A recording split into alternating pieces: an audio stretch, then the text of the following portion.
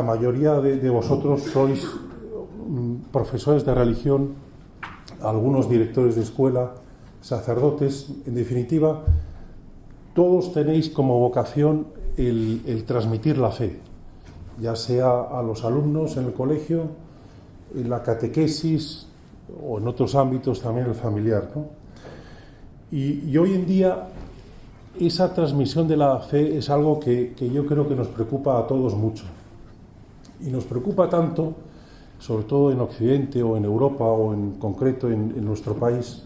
Ya hay muchos que hablan de una apostasía silenciosa, de un pasotismo vital, de que prácticamente Dios no interesa.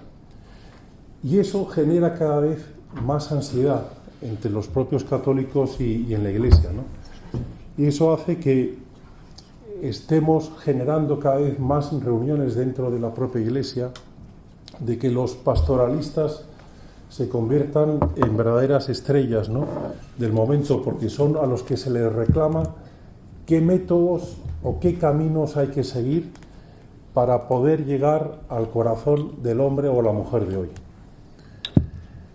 Es verdad que esa preocupación también llega a que muchas diócesis del mundo, también por ejemplo la de aquí, la de Madrid, se plantearan hace unos años el hacer una macroencuesta para saber qué opinan los fieles, cómo los fieles nos pueden enseñar a nosotros a transmitir esa fe, o cómo podemos hacer para que la catequesis o que las parroquias puedan ser ámbitos vitales para esa transmisión de la fe. Y es verdad que se ha ido generando todo ese tipo de métodos, de iniciativas, justamente para procurar dar con la solución, ¿no? Hace muchos años el entonces cardenal de Bolonia, el cardenal Biffi, después de, en pleno mes de enero, echando un ojo a su agenda del año anterior, se dio cuenta que casi las 2/3 partes de su tiempo las había dedicado a las reuniones dentro de la Iglesia o en el Vaticano o en otro tipo de organismos eclesiales. Y de alguna manera él venía a decir que esa preocupación porque no estamos llegando, porque se está produciendo esa desbandada general en la propia Iglesia, está generando justamente esa ansiedad también en nosotros, que nos provoca que estemos buscando de forma un poco apresurada y con muchas reuniones qué hacer para poder evangelizar. Yo no sé, José Luis decía que al invitarme, bueno, yo estoy un poco aquí, de alguna manera, podríamos decir, les hablo con respeto, porque claro, yo mucha autoridad en estas cuestiones no tengo. Veo a varios sacerdotes aquí que tienen más autoridad que yo, ustedes mismos que están en el día a día.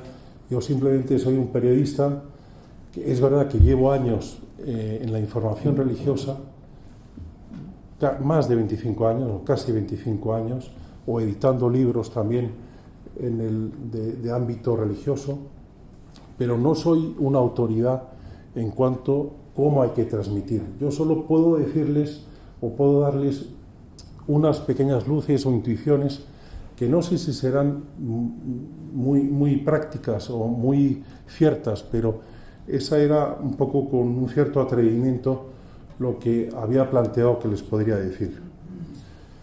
Un poco retomando el hilo, viendo que estamos entrando en una dinámica de ansiedad y que muchas veces no sabemos qué hacer, y cada vez que aparece un dato relacionado con la Iglesia, ya sea el CIS, otro tipo de encuestas intraeclesiales, nos asusta cada vez más.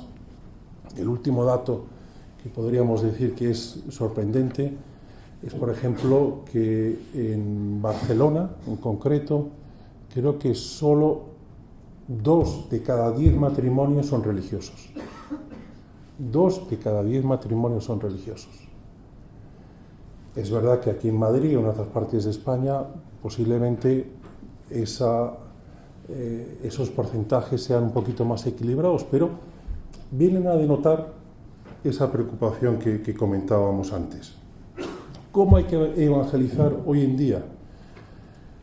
Bueno, yo no les puedo decir cómo hacerlo, pero sí que sería bueno echar un vistazo a qué hacía Jesús cuando comenzó su vida pública. Cómo comenzó Cristo a dar a conocer el reino de Dios en un mundo absolutamente pagano y secularizado. Y lo primero que hizo, y digo que hay que recordar estas cosas porque a veces se nos olvidan, es cuando a veces se dice, bueno, ¿cómo hay que hacer una buena homilía, ¿no? Y es verdad que ahí hay gente y sacerdotes y obispos que son grandes maestros, pero también a veces hay que volver a recordar las fuentes y darse cuenta que a lo mejor Jesús, como predicaba, era de una forma muy simple, con un vocabulario de apenas 2000 palabras, utilizando historias, metáforas, utilizando parábolas, para que fuera muy gráfico y que la gente que no tuviera mucha cultura pudiera entenderlas rápidamente, ¿no? De forma muy comprensible. Bueno, pues de la misma manera que para las homilías puede servir hoy en día y puede ayudar a recordarnos cómo de alguna manera transmitir esas palabras o cómo transmitir el Evangelio, también podríamos recordar que Jesús, cuando empezó en esa vida pública, sobre todo lo que empezó a hacer es viajar por los pueblos. Empezó a viajar por Galilea, por Jericó, estuvo en Tiro, estuvo en Cafarnaún, estuvo en muchos pueblos. ¿Y qué hacían esos pueblos en un primer momento? Se dedicaba a 3 cosas fundamentales: sanar corazones, curar enfermos y expulsar demonios. Y así lo hacía de forma repetitiva en cada uno de los pueblos. Y a partir de ahí, la gente empezaba a conocerle, y empezaba a ver los milagros que hacía Jesús. En aquel momento no había medios de comunicación, pero sí que es verdad que funcionaba como hoy el Radio Macuto.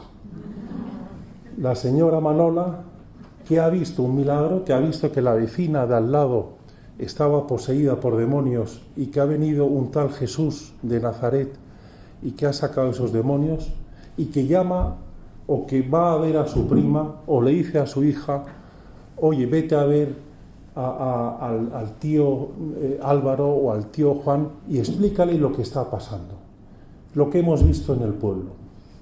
Y va a otra ciudad y pasa lo mismo, cura a un ciego o a un sordomudo o a un paralítico, y la gente que entiende de su limitación y que todos queremos, hoy como ayer, todos queremos que alguien nos salve, porque sabemos de nuestra pobreza, de nuestra fragilidad, y sabemos que nosotros mismos no nos podemos reconstruir o no nos podemos salvar, empiezan a ver que hay un hombre santo, le llaman un hombre santo, un tal Jesús, que está curando. Y esa información empieza a transmitirse por toda la zona de Palestina. Y llega a tal nivel de revolución, podríamos decir, que los evangelistas dicen que en un momento determinado Jesús durante 3 días estuvo seguido por más de 5.000 personas. ¿Os imagináis lo que es 5.000 personas hoy en día aquí, que estuviera, por ejemplo, moviéndose sin comer ni beber por Madrid, sabiendo además que el nivel de población que en esos momentos tenía Palestina, pongamos Jerusalén, dicen los entendidos que no podía tener más de 90 o 100.000 personas. Galilea y otros pueblos tendrían mucho menos. Pongamos que el 5% de la población de esa zona estaban siguiendo a Jesús. ¿Sabéis lo que podría ser que el 5% de la población de Madrid, de la Comunidad de Madrid, pongamos, que somos 9 millones de habitantes, estuviera siguiendo a una persona, pueblo tras pueblo, montaña tras montaña, eso es una revolución, eso es una noticia mundial, que 100.000, 120.000 personas estén de forma apasionada siguiendo a una persona porque tienen la esperanza de que va a salvar a su vida. O les va a curar, o les va a salvar interiormente, o va a cambiar su corazón. Bueno, pues de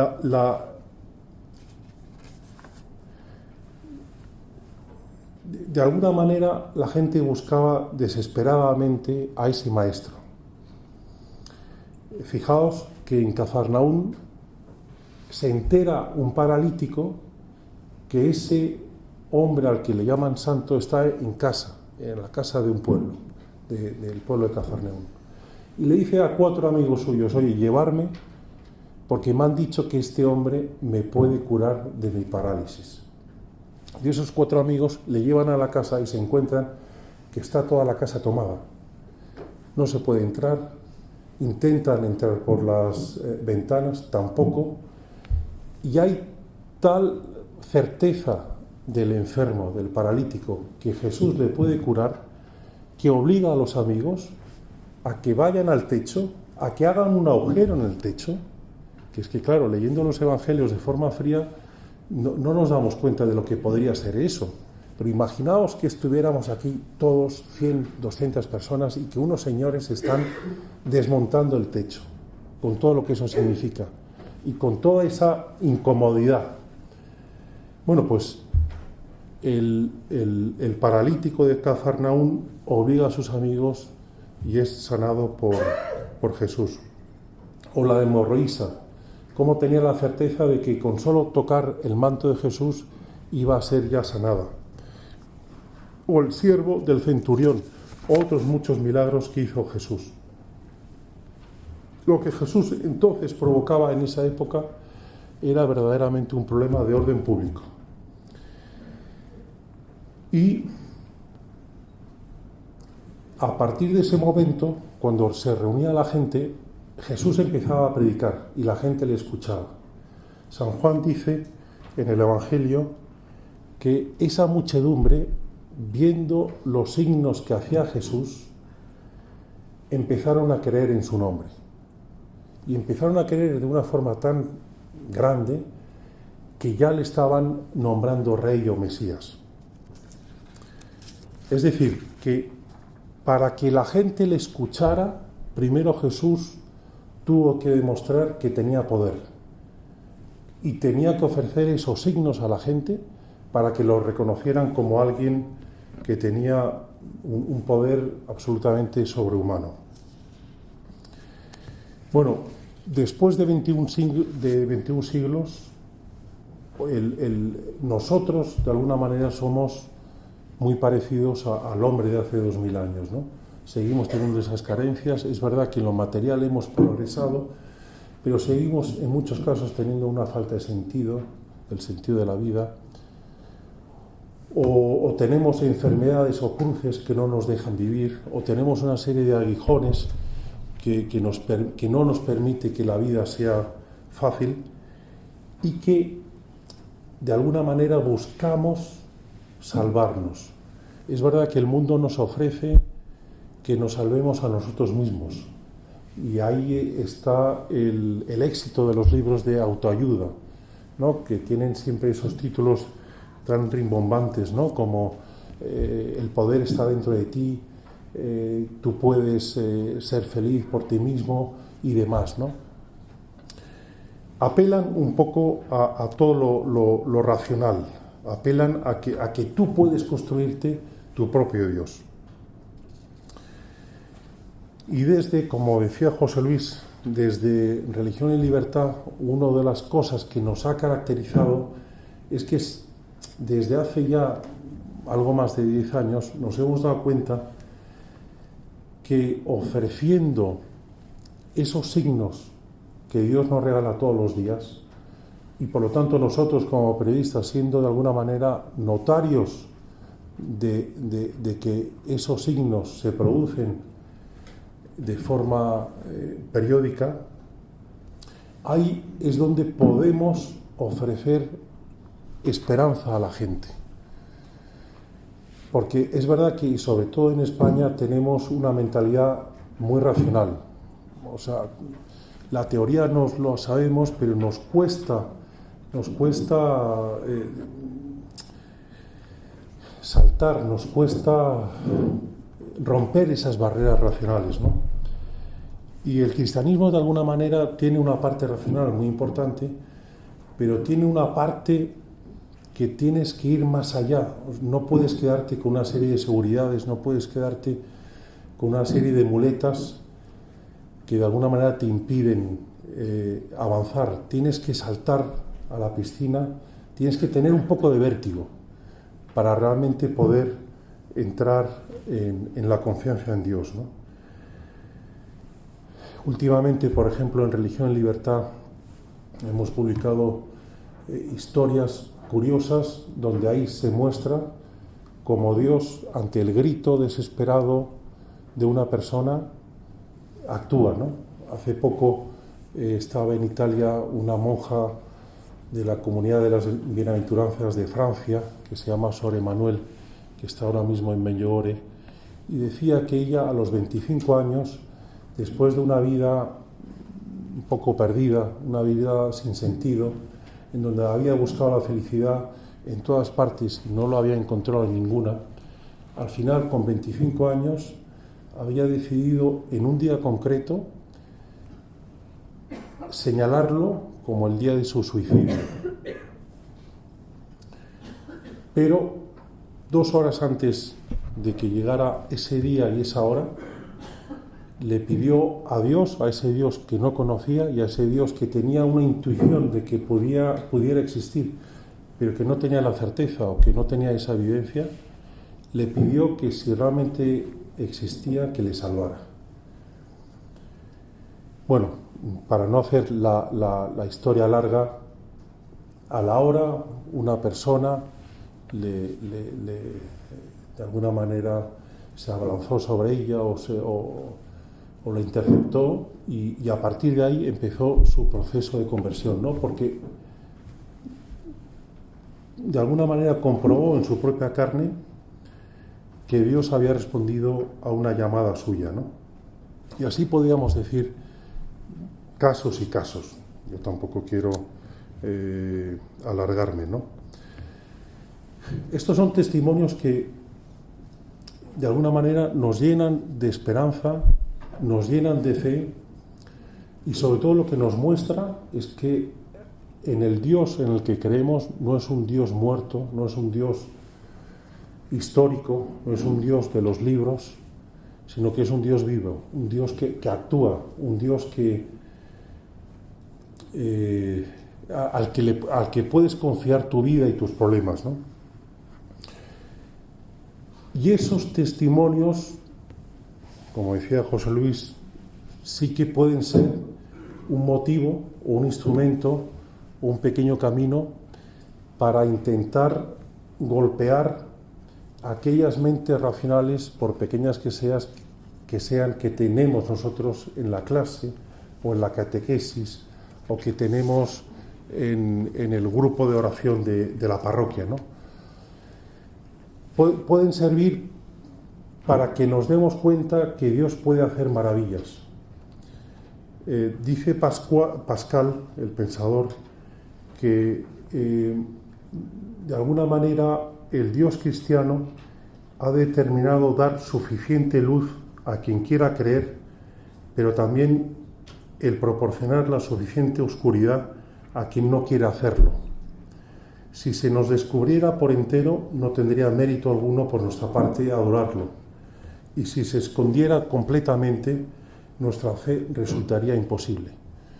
Y ahora mismo, en este momento, da la sensación que Jesús, que Dios se quiere mostrar un poquito más al mundo, que quiere mostrar más sus milagros, que quiere mostrar más sus signos, que quiere mostrar más su poder para que justamente pueda ser un puñetazo que anime o que rompa o que tumbe nuestra razón o nuestra racionalidad. Es verdad que como tal estos testimonios, estas historias de conversión, de milagros, de curaciones, son muy bonitas, nos ayudan, nosotros lo vemos todos los días, como todos los días nos llaman gente, nos escriben, que les reconforta en su fe, que les da esperanza, que de alguna manera les reconforta, que les ayuda también a evangelizar. Pero hay una parte que yo creo que es la más difícil, que es ustedes, yo, José Luis, que de alguna manera el Señor nos ha dado un cierto don y una cierta vocación para intentar transmitir esa fe, para intentar transmitir su evangelio. También tenemos que ser tocados por esos testimonios. O sea, se dice que ahora mismo en la Iglesia hay más de 1.200 millones de católicos bautizados, pero posiblemente la mayoría están por evangelizar. Y en nuestro caso, aunque posiblemente también estemos evangelizados o tengamos un nivel de formación grande, quizás lo que, yo lo digo en primera persona, porque a mí me pasa, quizás el obstáculo más grande que tenemos para avanzar un poco en la vida espiritual o para ser cristianos plenos es tener una confianza plena en Dios. Podemos decir, en teoría, bueno, yo confío en Dios, yo rezo, yo le pido, pero decir que yo tengo una plena confianza de que Dios me va a responder, que Dios me va a ayudar ante este asunto, hasta en otro, ya es otra cosa. Por eso, que aunque estos testimonios les puedan ayudar a sus alumnos o a sus catequistas a crecer un poquito más en la fe y a tener un poco la conciencia de que Dios actúa y que el poder de Dios es incomparable, sin embargo, a mí me gustaría tener la fe, por ejemplo, de este párroco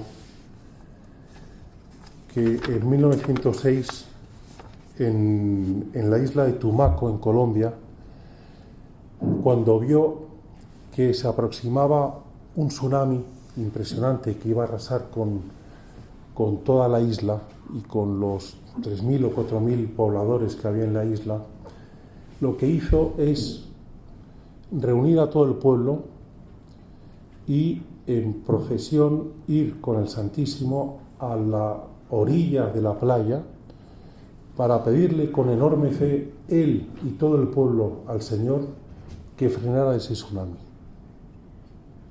Eso es realmente tener confianza en Dios. Eso es estar bautizados en la confianza. Es verdad que todos hemos sido bautizados en agua. Es posible que algunos hayan sido bautizados en el Espíritu. Pero quizás nos haría falta un tercer bautismo, que es estar bautizados en la confianza en Dios, en la confianza como este párroco, que sabe perfectamente que si se le pide a Dios con gran fe, puede responder de esa manera. Bueno, eso ocurrió en el 1906 y fue un verdadero fenómeno, fue algo tremendo, ¿no? Porque, bueno, pues esa es un poco, yo creo que la tarea, yo lo digo en primera persona, que nos tocaría de alguna manera, ¿no? Entrar en ese vértigo de qué cosas humanamente puedo dejar de hacer para ofrecérselas a que Dios las haga por mí. ¿Qué problemas puedo dejarle a Dios y descansar yo para que Él lo haga en mí? ¿Qué asuntos que humanamente puedo hacer yo, pero que en la confianza en Dios se las dejo a Él para que la haga por mí? Eso es, bueno, nos llevaría mucho tiempo hablar de esos temas o desarrollarlo, pero ese es para mí el gran reto que tenemos hoy los evangelizadores. o los transmisores de la fe, o los que tenemos que dar una palabra a nuestros hijos o a nuestros alumnos, ¿no? ¿Cómo poder transmitir que Dios existe, que Dios tiene ese gran poder, que tiene ese gran poder y que lo vemos hoy en día y que tenemos que tener mirada para ver esos signos de cómo actúa Dios en el día a día, y cómo romper esa racionalidad o cómo romper ese racionalismo que muchos tenemos a base de entrar en la confianza con Dios a través de los signos?